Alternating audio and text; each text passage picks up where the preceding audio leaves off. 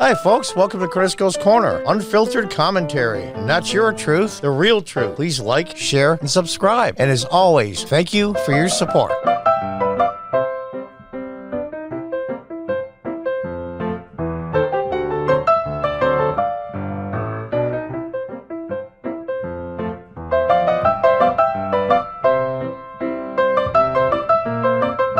America's been waiting for the surprise guest, the biggest surprise in the history of broadcasting.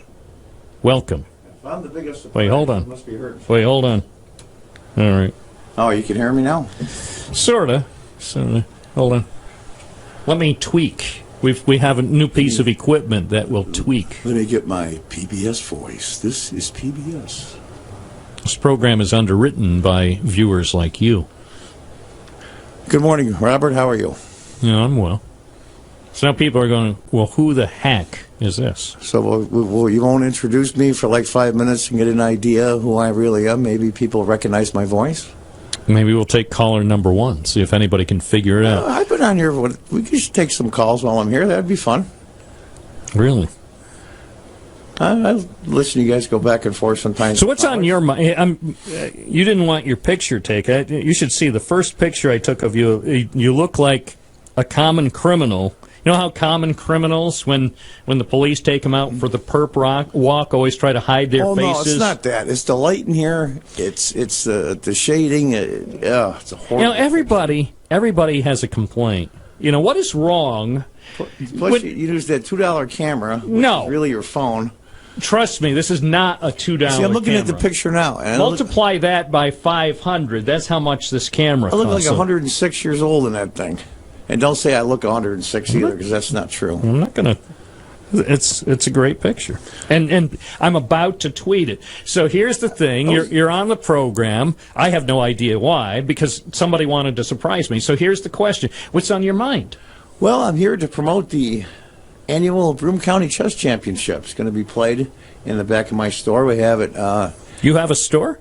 Every year. See, everybody's going, who? They recognize your voice, but they can't place it. You may as well identify yourself. Myself, John Cordisco. Cordisco's Corner. Cordisco's Corner store. Conveniently located on Binghamton's north side. Corner Robinson and Shenango Street. And I was by there. For your shopping pleasure. I was by there Friday afternoon. I almost stopped in. You always say that. I almost stop in. You never do, though. One of these days. I'm serious. One of these days. What time do you open? 10? Oh, 11. Right. Well, did you put a sign on because you're going to be late? Yeah, I did put a sign up. I'm a courteous guy. So you put a sign saying, "We'll open shortly." I put on there, I'm with the king of local radio, and Roger we'll be back Neal. soon. I'm being interviewed now by Roger Neal, America's favorite radio host. Roger's a good guy. He's the best. But anyway, I'm here to promote the annual Broome County Chess Championship. It's going to be the 25th and 26th of January. Oh, by the way, Valerie just chimed in. She guessed who it was. Of course, that was about 30 seconds after you. But anyway. Hi, Valerie. So, anyway. So the big chess tournament is coming up. Yeah, we're going to have that. I usually have it the week between the conference championship and the Super Bowl. That way there's no interaction or you don't have to compete with football and TV. And it's the 11th annual already. Wow, it's time's flying. And it's going to be $500 worth of prize money based on 20 entries. There's going to be 2 sections. Those of you that don't play chess, people have chess ratings. And we put the higher-rated people in the open section, and the lower-rated people, the mere mortals like myself, are in the reserve section. And we're going to have prizes, cash prizes, and trophies for first through third in each section. And if anybody get a piece of paper here, because people can just come and watch the games. Some of the games are really good if you're in the chess. How much does it cost? How much are tickets? The entry fee, if you're going to play, is $40 for the reserve section, the lower section. In the upper section, the open, is $45. And you have to belong to the U.S. Chess Federation to play because it's nationally rated tournament. For those of you out there that want to play, you have to join the USCF. And being it's a nonprofit, I'm sure you don't mind me giving out their email address. It's uschess.org. uschess.org is the organization if you wanted to sign up and play. Or you can just come and watch and maybe pick up a Skittles game in the other room with some people. Any information or questions you might have, you can give me a call at the store at 772-8782.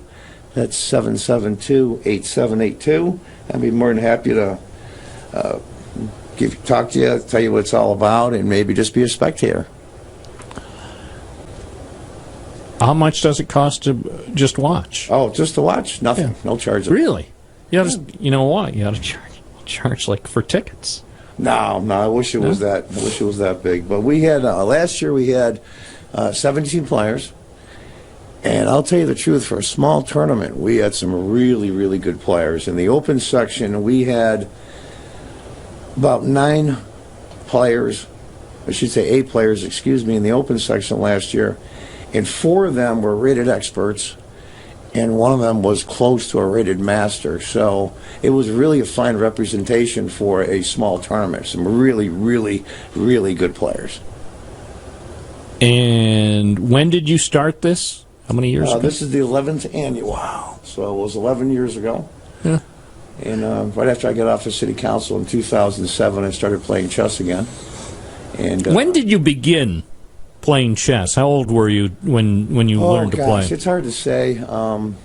Knowing how to move the pieces and then really playing is 2 different things. I was a little late. Usually you're 6, 7, 8 years old. I was probably, I would say probably 11, 12 years old when I really, really got into it. And of course, those of you that are showing my age now, but 1972, when Bobby Fischer won the World Championship, chess just took off in the United States. And that's that was big. It was on the front page of every major newspaper in the top half of the fold every single day for almost 3 months. It was the most amazing thing I've ever seen.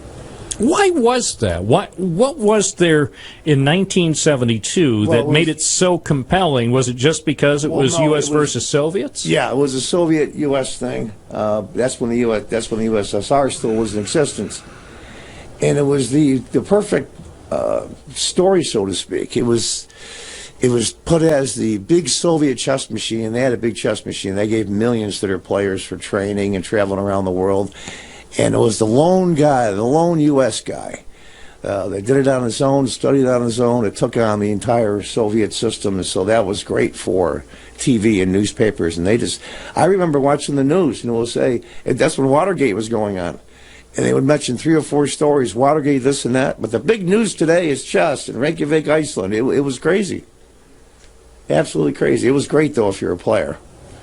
And, you know what's interesting, because I forgot exactly how long ago that Bobby Fischer died. The 12th anniversary of his death has come up. He died on January 17th, 2008.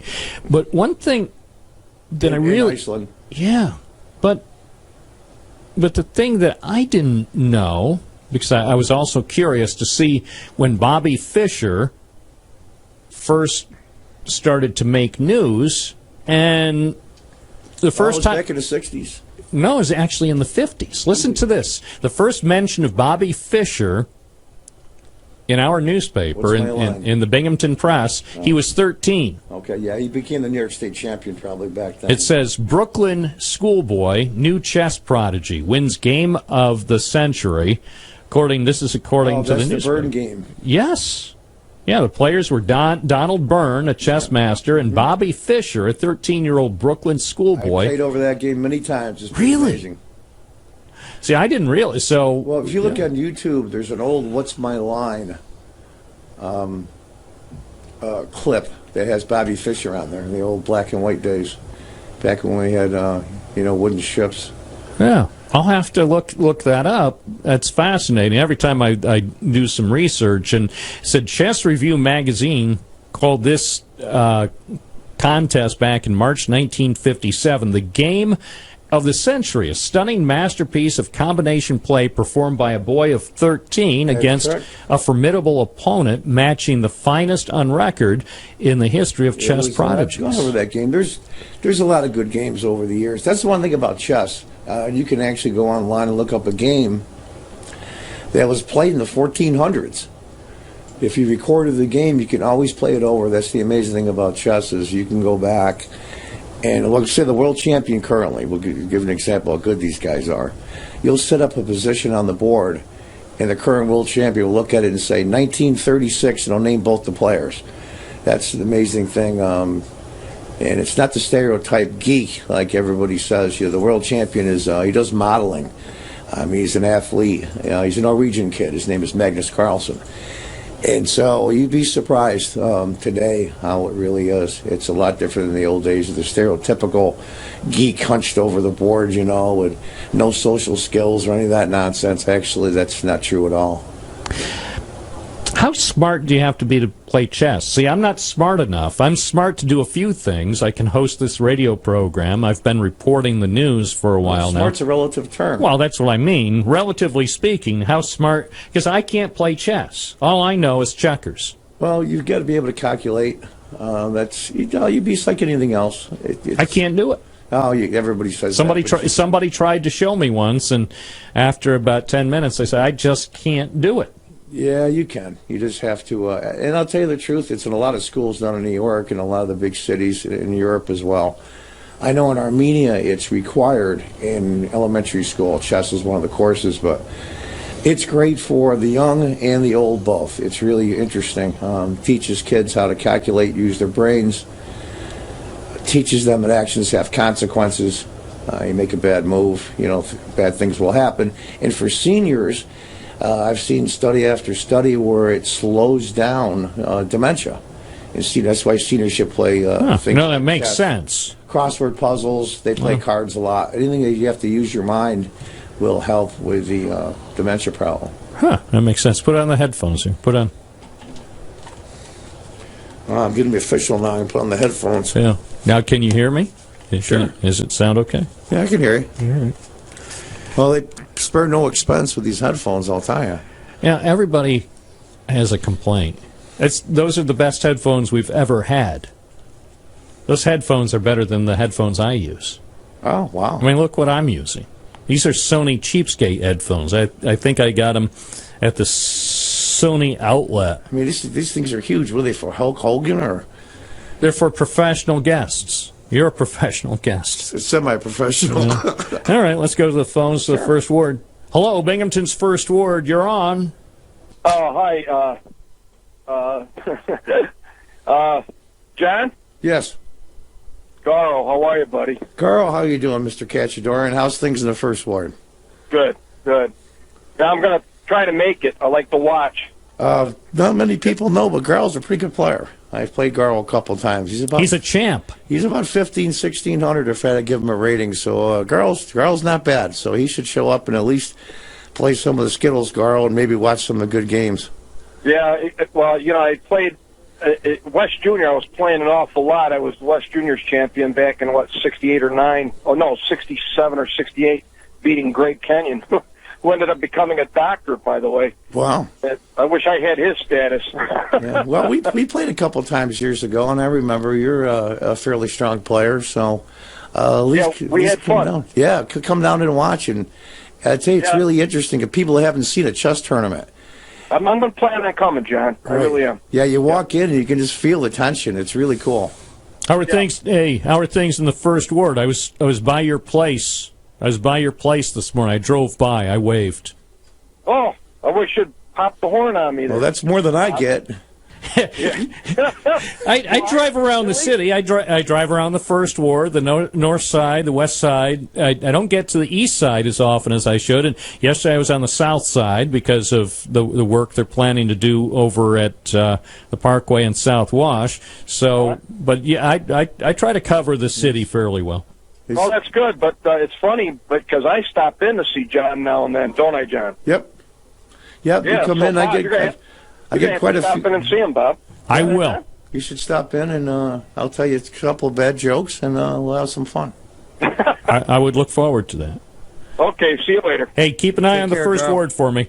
I will, Bob. Thank you. Bye, John. Take care. It's 10:49 WNBF. It's like just a bunch of old pals, old geezers. I'm an old geezer, by the way. I mean, well, it doesn't help with that beard with the gray in it. I'm just curious. I don't what's care. with the beard? It's no shave January. You know the No shave January. yeah, it makes no sense. The rest of the media they flip out for something called No Shave November, Right. and then suddenly November's over, and then they all shave. I mean, where's their heart? Where's their spirit? They're not into it. They're just doing it for publicity. They're doing it for attention. It makes you look a lot older than you really are. I know, but you know, Why do you do it?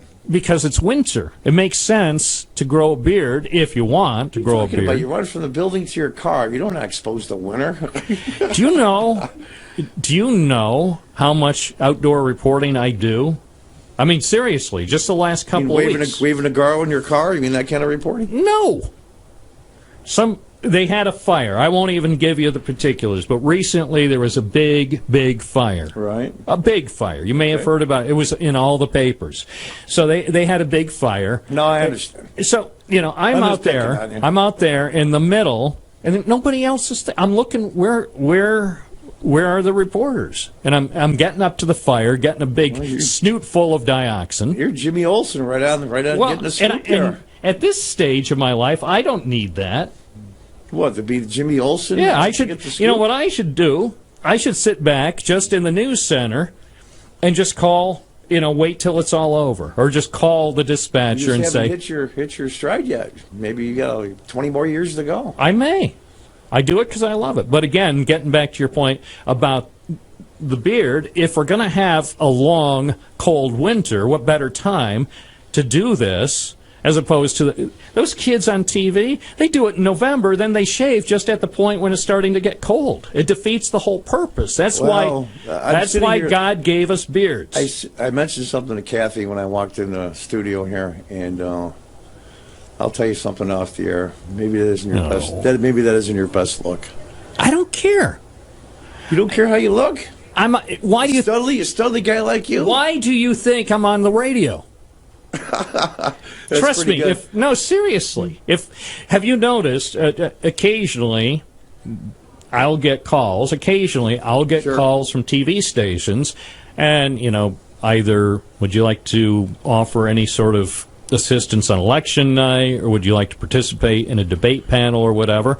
Well, then I have to dress up. I have to get the shirt and tie and the jacket, and because people focus on it. You actually own a shirt and tie? Of course. Wow. Would you borrow from your brother? Or? You know, everyone is a critic. You know, everyone. And by the way, and I tweeted the picture. You're one to talk. Why? What do I have on? I'm just saying, you're one to talk. Anybody who wants to get a sense of where... I shaved this morning. You're no Ron Saul. You know? When's the last time you visited Ron Saul? Go buy yourself some stuff across the street. Tell Ron Saul that his friend Bob Joseph... What do you think, I'm going to dress up for you? I don't need to impress you. Hey, nothing impresses me. Yeah, you see me on the radio? Just like you said, they can't see you. So, anyway, stop by, tell Ron Saul, and ask Ron Saul when he's going to... Have you seen him lately? No, lately. Ask him when he's going to put the stars back over... They took out the stars over here at the Walk of Fame, and now they're all over at the Forum. So your star is missing? I don't want a star. Bill Parker merited a star. I merit nothing. I remember Officer Bill when I was a kid. Yeah. But they took all my stars, or I could see them 24/7. Now they're locked away in the Forum. Do they have the star? I'm trying to remember now. Remember that old TV show, Ellery Queen? He was a detective, kind of like a Sherlock Holmes character, but in modern. He's from Binghamton. I forget the actor that played it. It's Ellery Queen was the name of the show. He's from Binghamton. I wonder if he had a star or not. I was looking up the other day some old TV shows, and I come across that, and I was really surprised that the kid, I forgot the guy's name, kind of a baby face, tall, thin. I'm trying to remember his name now. He played Jim Hutton. Jim Hutton. He played in a lot of movies, too. He's from Binghamton. See, I had no idea. Anyway, gee, we're almost out of time. What do you think is going on in the city now? You've been an observer of the city of Binghamton for a while. You've been in politics. You ran again for city council, and well, unfortunately, again, the residents that are SUNY students that aren't permanent residents here got to pick the council member, and in 2 years they'll all be gone. And of course, it's within the law under New York State, so it has to be allowed. But here, and I don't want to hear about it. excuse me for asking, but how close was it? If you took out the election district with the SUNY students, it was very close. But what was the actual total? 120, I think. Yeah. Well, Yeah, 109 of those were SUNY students. I know, but it's legal. So let's say, for example, they started building the new parking ramp across from City Hall tomorrow. At 7 Hawley Street. It's going to take 2 years to build, we'll say. It's a huge project. It's not going to take 2 So years. they bring in a couple of hundred construction guys. They're going to live downtown in apartments. They get to vote and decide who the council member is? That makes no sense. They're not permanent residents, and neither are the SUNY students. The ironic twist of all that is, when I was a city councilman, I was probably one of the few Democrats to defend the SUNY students, which I find kind of ironic, but that's the way that goes. But it's the law. But don't think for a minute that if SUNY students in this state voted Republican, that the state would have a fit. It would change the rules on residency. Don't think for a minute they wouldn't, because they would. You think the leaders of the Assembly and the Senate and Governor Cuomo would care? If they've all voted Republican, Yeah. you betcha. Hey, no. Of course they would. No. Now, by the way, you bring up the Republicans. What is going on with the Republican Party? Something is weird You mean happening. locally, yeah. nationally, no, locally. statewise? No, I don't care right now what's going on nationally. I mean, Is anything weird? but going on? what is going on locally? Because they ran a candidate and he got, dare I say, he was defeated, and it pains me to mention it. Referring to The DA's race. Right. So Yeah, the Republican candidate loses to a libertarian, of all things. Not really. He was a Republican. But he changed his party affiliation. Well, no, he didn't change the party affiliation. He did. He told me on the radio. He says he's now a libertarian. So, but bottom line both of those is, guys are okay. I would have been happy if either one of them won. well, but again, It's like taking sides in a family squabble. is that what it comes down to? Pretty much. It's Do you like- think a lot of that, what happened last year with the DA's race, with, of course, it was such a close primary sometimes that June primary. There's no more ugly fights in the world than family fights. Well, can the Republicans, local Republicans, recover? Oh, it's not like they've been destroyed. They Well, took look, over city they council. have They no- kept the majority. Yeah, well, they should have, but it's They still have the county a 4-3 legislature. majority. We have a Republican mayor. It's not like we're in the toilet. But they better find someone, a Republican, to run for county executive, somebody who's well known and qualified, especially among city residents. Well, that qualification is interesting. What makes you qualified? You fog up a hand mirror, right? Hey, if you've run the city of Binghamton, you're qualified to run Broome County. I would don't say. know. Even if I had information concerning that, I certainly would not tell you. You don't I'd have to kill you. If I No, told you don't have to tell me. I've already talked with him on the air. It's just, it's not like it's a secret. But that's okay. So you're talking about Matt Ryan? Oh, my gosh. Sadly, we're out of time. But John Cordisco, you will be back. Yes.